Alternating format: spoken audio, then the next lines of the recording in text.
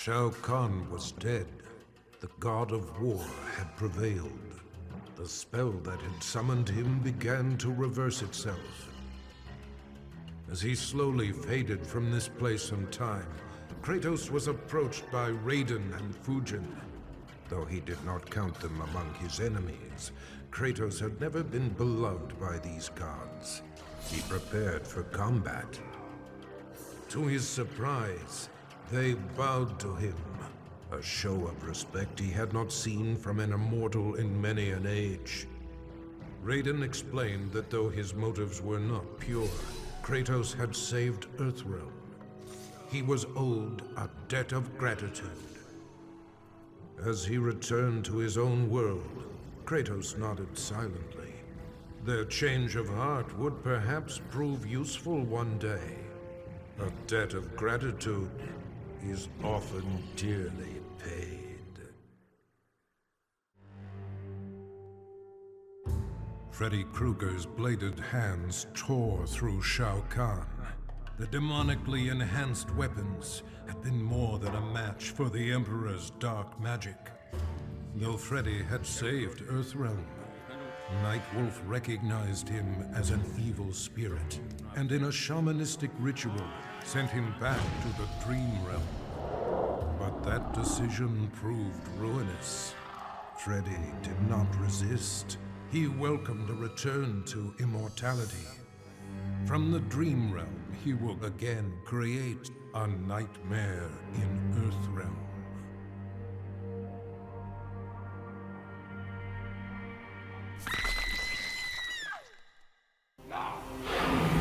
The alien tore through Shinnok's flesh, reducing him to a bloody pulp. The creature then returned to its nest in Outworld.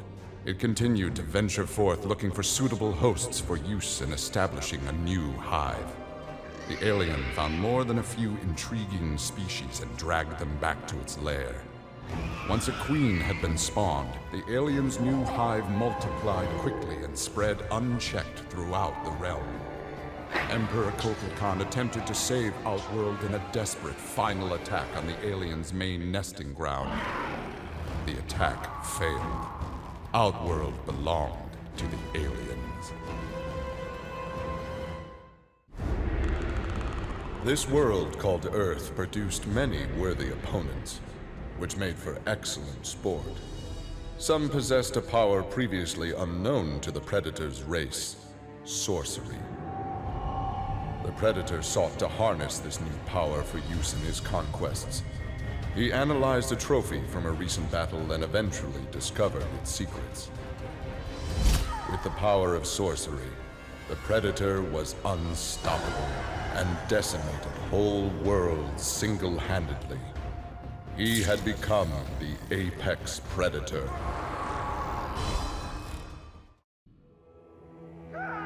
Leatherface had cut down the old man in the strange outfit. Maybe now that he was dead, the pretty yellow-haired gum-chewing girl would notice Leatherface. Putting on his fanciest mask, Leatherface found the army camp where the pretty girl could be found most days.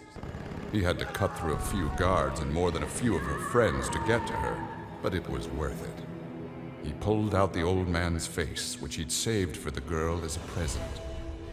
The girl didn't want the present, and she wasn't being nice. So Leatherface chopped her into tiny pieces for Drayton to use in his chili. He then took off his mask and set to work on the girl's face. If she wasn't going to be his girlfriend, she could be his in other ways.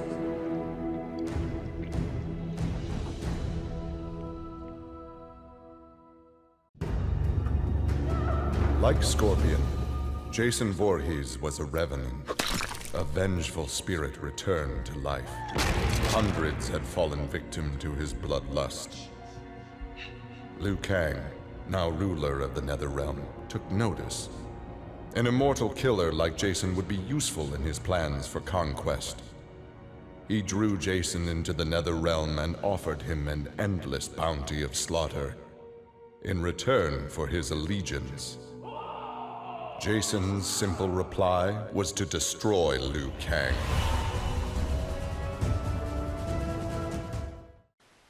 I'd snuffed out every devil in hell until netherrealm invaders showed up to piss me off. It would have cost a lot of power fighting them alone. But they were being hunted by my new friends. Call them Fire and Ice. They argue constantly, which is why I usually like to roll solo. But when it comes to killing demonic holes, these guys don't flinch. I can get along with that. The Grandmasters tipped me off to Kronika. Said she was resurrecting some netherrealm god named Shinnok. But that's not happening on my watch. Kronika's just as much a devil as Malbosia. Both make promises, both tell lies. Both underestimate me. That's why I'll make a new hell for them, where they can burn together for eternity.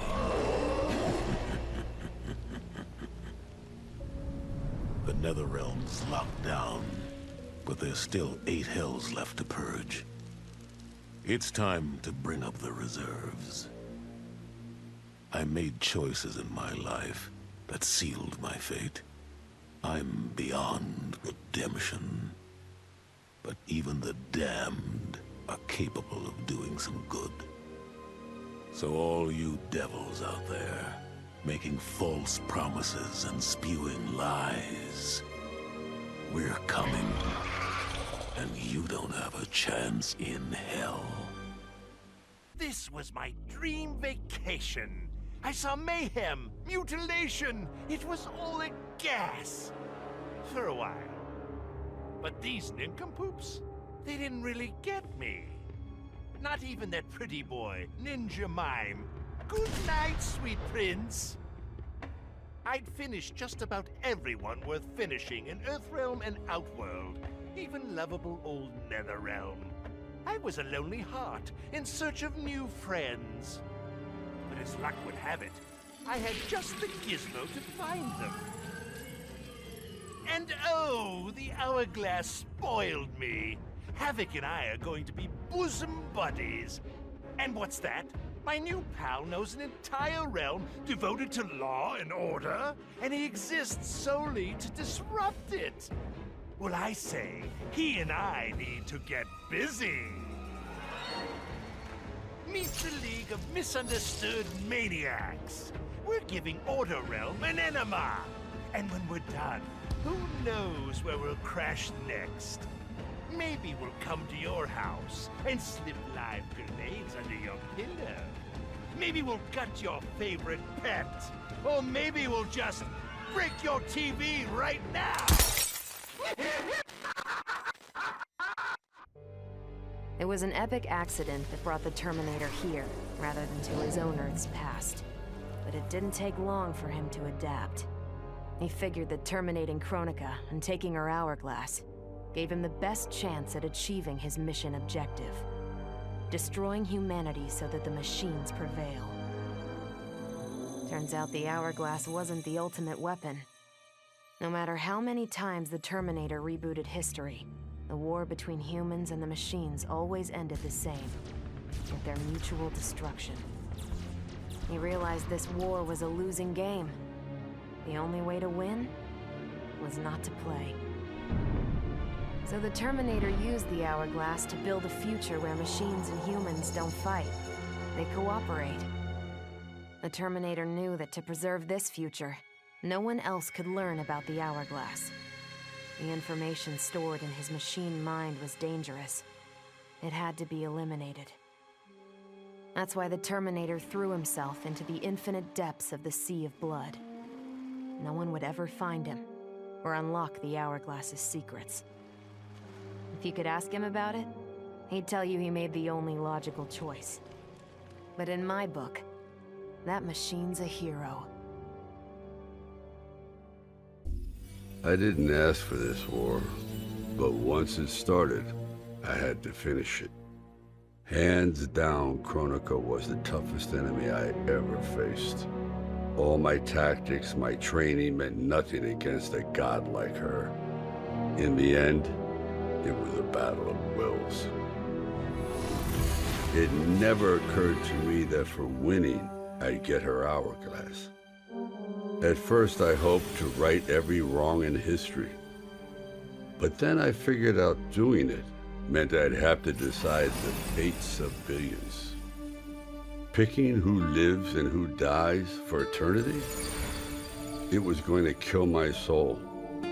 I'd end up no better than those old men who sent us off to war, not giving a shit about what would happen. And that's not the man I want to be. It's time to walk away, for good this time, leaving the pain and the ugliness behind. After all I've been through, I've earned a little peace. OCP built me to serve the public trust, protect the innocent, and uphold the law. So when I found Kano dealing arms to old Detroit's gangs, I had one duty: apprehend him. I never thought the chase would take me to a different universe, let alone end in a fight with Kano's protector, Kronika. And when Kronika went down, something unexpected happened. Her power washed over me, sweeping away the limits my designers had put on my programming. For the first time, I saw the depth of OCP's corruption. It wasn't just a couple of greedy executives. It was the whole damned company. OCP is making a killing playing both sides, selling to cops and criminals. When I get home, I am bringing them to justice. It will not be fast or easy. OCP has too much cash and too much firepower for me to clean things up alone.